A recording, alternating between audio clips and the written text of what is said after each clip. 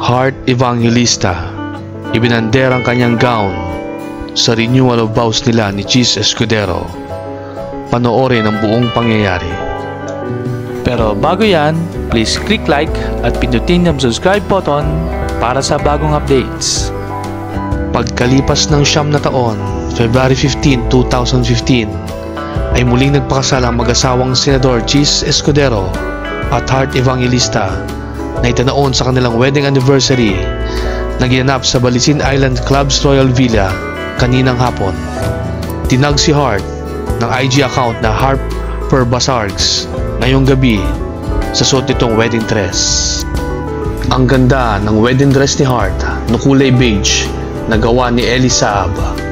Kaya siguro sarado ang Balisin Royal Villa nung nagpunta ang ibang netizens sa nasabing island ay marahil inaanda nito para sa kasal ni Cheese at Heart. Isinabay na rin ni Heart Evangelista sa Balisin ang kanyang karawan noong February 14 at sa paghahanda na rin ng kasal naman niya.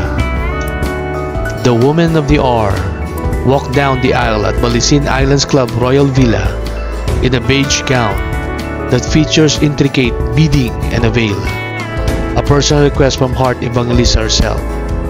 Samantala, personal pickup ni Heart ang Lebanese couturier na si Ellie Saab na siyang gumawa ng wedding gown niya sa renewal of vows nila ni Cheese dahil nagustuhan nito ang mga disenyo at gusto niya maging parte nito.